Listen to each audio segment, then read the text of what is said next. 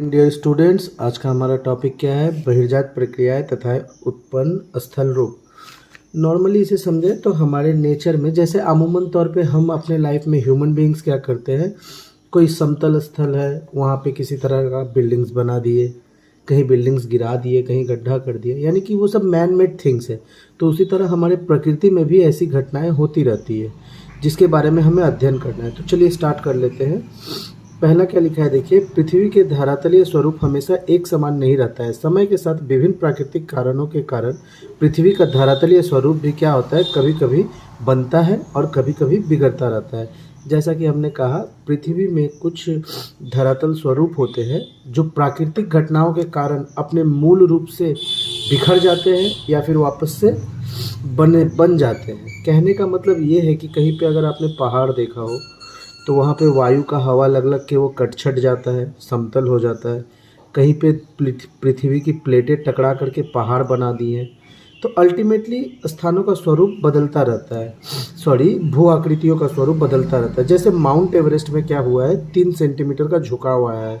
ये हम human beings जब से है तब से रिसर्च के दौरान ये पता चला है। तो ये प्राकृतिक घटना है।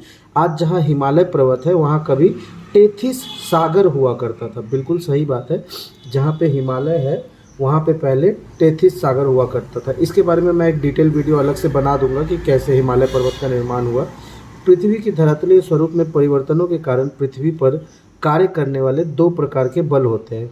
तो अमूमन तौर पे पृथ्वी के धरातल में जो परिवर्तन होता है, उस परिवर्तन के पीछे जो जिम्मेदार होते हैं वो 2 बल होते हैं। एक होते हैं अंतर्जात बल और एक होता है बहिर्जात बल। ठीक है, तो आ जाइए हम जानते हैं अंतर्जात बल क्या होता है। वे बल जो पृथ्वी के अंदर कार्य करते हैं तथा धरातलीय स्वरूप में परिवर्तन लाते हैं, उन्हें अंतर्जात बल कहते हैं। यानी कि हमारे पृथ्वी के अंदर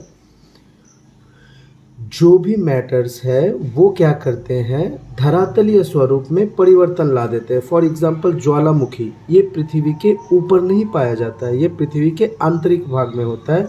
ये फट करके बाहर निकलता है लावा के रूप में, फिर वह ठंडा होकर जम जाता है तो वहाँ चट्टान, पहाड़, ये सब निर्माण करने लगता है। तो ये पृथ्वी के स्ट्रक्चर को बदल रहा है, बिल्कुल बदल रहा है। तो ये भी हो गया अंतर्जात बल। ठीक है। भूमिकंप, क्या ये बाहर से आता है? पृथ्वी के अंदर जो होता है कंपन स्टार्ट होता है किसी कारण से, किसी एक बिंदु पर पर्टिकुलर जगह में, जिससे क्या होता है पूरा ऊपर का पृथ्वी का जो स्ट्रक्चर रहता है वो तहस नहस होने लगता है। कहीं पे दरारें पड़ जाती है, कहीं बिल्डिंग्स गिर जाते हैं, कहीं पहाड़ छोटे छोटे जो होते हैं उनमें दरार आ जाते हैं। मूवमेंट के कारण समुद्र में तूफान आने लगता है। तो ये अंदर से होता है। तो ये भी अंतर्जात बल है जो कि पृथ्वी के स्थल रूप को बदलता है। भूस्खलन, पृथ्वी का कहीं कहीं धंस जाना, मतलब भूमि भाग जो होता है उसका कहीं कहीं पे धंस जाना। पर्वत निर्माणकारी बल, पर्वत जैसे बनते हैं, मैंने थोड़ी देर पहले बताया, अलग अलग प्लेट आपस में टकराते हैं, एक तरफ का प्लेट उठ जाता है जो कि पर्वत का रूप लेता है। इनमें करोड़ों साल, लाखों साल लगते हैं। ठीक है, ये बहुत लॉन्ग प्रोसेस है। अगला पॉइंट है हमारा बहिर्जात बल। बहिर्जात बल क्या होते हैं? वे बल जो धरातल के ऊपर कार्य करते हैं और धरातल के स्वरूप में क्या करेंगे, परिवर्तन ला देते हैं, उसको कहते हैं बहिर्जात बल। यहाँ पे गलत लिख दिया गया है, अंतर्जात बल लिख दिया है। ये होगा एक्चुअली में बहिर्जात बल। ठीक है।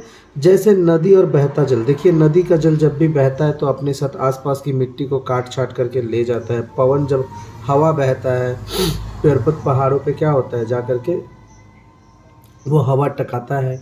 उस मतलब हवाओं में विभिन्न प्रकार के गैसेस रहते हैं, डस्ट पार्टिकल्स रहते हैं, उनके घिसाव के कारण पर्वत क्षय होता है। तरंग, समुद्र के जो वेव्स भूस्थल का निर्माण करते हैं। ठीक है, ये सब जो है वो बहिर्जात बल के उदाहरण हैं जो कहीं ना कहीं पृथ्वी का स्ट्रक्चर को बाहर से, प्राकृतिक स्ट्रक्चर को क्या से चेंज करते हैं। यहाँ पे एक ध्यान देने वाली बात ये है, वो है बहिर्जात एक्सोजेनिक प्रोसेस। क्या होता है, धरातल के ऊपर धरातल के ऊपर कार्य करने वाले बहिर्जात बल द्वारा धरातल के विषमताओं को दूर कर नए स्थलाकृतियों का प्रक्रिया को बहिर्जात प्रक्रिया कहते हैं। इसके पहले हम बल के बारे में पढ़ रहे थे, ठीक है। बहिर्जात बल क्या होता है? प्रक्रिया कहने का अर्थ हो गया वो पूरा प्रोसेस जिस प्रोसेस के थ्रू क्या होगा, जो कि हमारा स्वरूप है उसमें परिवर्तन आएगा, ठीक है। बहिर्जात प्रक्रिया दो प्रकार का होता है, एक अपदरिंग बोलते हैं, एक होता है अपर्दन, जिसको क्या बोलते हैं, इरोजन बोलते हैं। तो चलिए इस नोट्स को छोटे रूप में मैं एक जगह जितना दूर पढ़ाया हूँ उसे बता देता हूँ। सबसे पहले हमारा टॉपिक था बहिर्जात प्रक्रियाएं और उनसे उत्पन्न स्थल स्वरूप। ये क्या होता है कि हमारा पृथ्वी का जो स्थल स्वरूप है वो कहीं मान लीजिए समान है, कहीं गड्ढा पड़ है, तो कहने का अर्थ है कि ये हर जगह फिक्स्ड नहीं होगा, इसमें बदलाव आते रहता है। नेचुरल कारणों से, प्राकृतिक कारणों से बदलाव आते रहता है, हमेशा यह बनता है, कभी बिगड़ता है। हम लोग लिए माउंट एवरेस्ट जैसे अभी 3 सेंटीमीटर झुकाव देखने को 1 लाख सालों के बाद कुछ और हो सकता है। आज जहाँ हिमालय पर्वत था वहाँ टेथिस सागर है। को चेंज करने के लिए दो बल काम करते हैं। पहला मैंने बताया इंटरनल यानी कि अंतर्जात बल, और एक एक्सटर्नल यानी अंतर्जातीय बल क्या करते हैं, यह पृथ्वी के करते हैं और उसके भू स्ट्रक्चर को यानी कि पृथ्वी का जो स्ट्रक्चर है, स्थल रूप है, उसमें परिवर्तन लाता है। एग्जाम्पल के तौर पे ज्वालामुखी, भूकंप, भूस्खलन, पर्वत निर्माण को हम लोग पढ़ लिए। इसके अलावा बहिर्जाती बल क्या होता है, ये बल बाहर से कार्य करता है, स्थल रूप में परिवर्तन लाता है, जैसे कि बहता हुआ नदी, पवन, समुद्री तरंग, हिमनद इत्यादि के बारे में पढ़ लिए।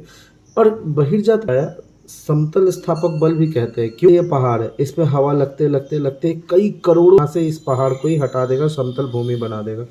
तो ये इसी कारण से समतल स्थापक बल भी कहा जाता है। बहिर्जात प्रक्रिया क्या होता है? बहिर्जात प्रक्रिया होता है एक होल प्रोसेस, जिस प्रोसेस के थ्रू क्या होता है धरातल का कार्य करने वाले बहिर्जात बल द्वारा धरातल के विषमताओं को दूर करके नए स्थलाकृतियों का निर्माण होता है। यानी कि अंतर्जातीय बल के कारण जो भी स्ट्रक्चर्स का फॉर्मेशन हो जाता है, लाइक पहाड़ बन गया, कहीं पे पर्वत बन गया, ठीक है, इसको अब क्या करेगा, कई करोड़ साल, कई लाखों साल बल जो है अटैक करते करते करते इसकी जो विषमता आ गई थी पहाड़ को, उसको वापस से समतल कर देगा। इसमें बहुत लंबा प्रोसेस है, इसी को कहा जाता है बहिर्जात प्रक्रिया। अब बहिर्जात प्रक्रिया जो होती है वह एक वेदरिंग यानी कि अपक्षय और एक अपर्दन। चलिए स्टार्ट करते हैं। अपक्षय क्या होता है? चट्टानों के अपने ही स्थान पर छोटे छोटे टुकड़ों में टूट फूट कर बिखर को अपक्षय यानी कि वेदरिंग कहता है। वो एक ही जगह टूट करके छोटे छोटे टुकड़ों में बिखर जाता है। इसमें कई कारक होते हैं, जैसे ताप हुआ, रासायनिक परिवर्तन इत्यादि कारकों का महत्व। चट्टान तो ये कोई बिगड़ैल चीज है नहीं, तो ये चट्टान टूटता क्या है, इन कारण यानी कि पोला रासायनिक परिवर्तन उस पर बार बार, इस वजह से चट्टान कमजोर टुकड़ों में टूट जाते हैं। आगे बढ़ते हैं। यह एक जो कि लंबे समय तक चलता है, जैसा कि मैंने बताया का प्रक्रिया स्थिर प्रक्रिया, उसी जगह पे उसी पर्टिकुलर चट्टान ऑलरेडी रहता है, वहीं पे खत्म हो जाता है टूट छूट के, ठीक है। अपक्षय के प्रकार होते हैं, एक होता है भौतिक अपक्षय या एक होता है रासायनिक अपक्षय, जैविक अपक्षय। तो आइए भौतिक अपक्षय क्या होता है उसके बारे में जान लेते हैं। भौतिक कारणों, जैसे अभी भौतिक ताप हो गया, वायुमंडल का दबाव हो गया, इन कारणों को भौतिक अपक्षय कहते हैं। रासायनिक अपक्षय क्या होता है? हमारे वायुमंडल में विभिन्न प्रकार के गैसेस हैं, जैसे कि ऑक्सीजन हो गया, नाइट्रोजन हो गया, ऐसे अलग अलग गैसेस है। वर्षा में घुल करके चट्टानों में गिरते हैं, चट्टान रिएक्ट कर जाते हैं, कमजोर करने के बाद वो क्या होता है, टूट फूट जाता है, अपने ही स्थान पे नष्ट हो जाता है। इस तरह अपक्षय कहते हैं, ठीक है। जैविक अपक्षय में जो करेंगे, जैसे चूहा बिल बनाता है पहाड़ों, क्या करते हैं, अभी पहाड़ को काट छाट रहे हैं, टनल वगैरह बना रहे हैं, तो ये हम वनस्पतियों का एग्जाम्पल ले लो। पेड़ पौधे जो होते हैं वो कभी कभार देखते हैं उसका जड़ एकदम क्या होता है चट्टानों, फिर इसको तोड़ करके बिखेर देता है, तो ये सब है, ठीक है। अब हम आते हैं हमारे अगले पॉइंट के ऊपर। अगला पॉइंट क्या है हमारा, इरोशन, ठीक है। इरोशन में क्या होता है, धरातल को चट्टानों, हवा, हिमनद द्वारा प्रारंभिक स्थान से हट जाती है और परिवहन के साथ दूषित होती है। यानी कि पृथ्वी का वह स्थलाकृति, वह भाग, इसमें क्या बह रहा है, एक इमेजिनेशन करते हैं।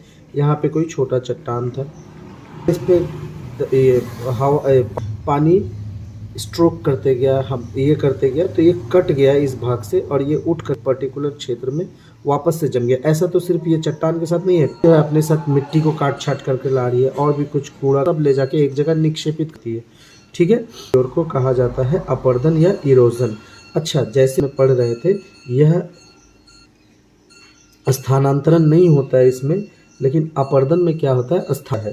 ठीक है, अपरदन होता है पहला परिवहन का और निक्षेपण। पहला क्या करता है, निक्षेपण का। परिवहन मतलब अपरदित पदार्थ, जैसे कि जो भी हो अपने साथ वो काट कर या जो भी प्राकृतिक मैटर है वो क्या करेगा, एक स्तर परिवहन करेगा। निक्षेपण मतलब अब वो जो काट छाट करके ले गया है, जब उसका गति धीमा हो जाएगा जगह में, अब बहिर्जात बल के द्वारा क्या होता है, निर्मित स्थल बनते हैं, जैसे गार्ज बनते हैं, जलप्रपात बनते हैं, नदी बेसिन, इन सब को कहीं ना कहीं फुल डिटेल्स में पढ़ना है।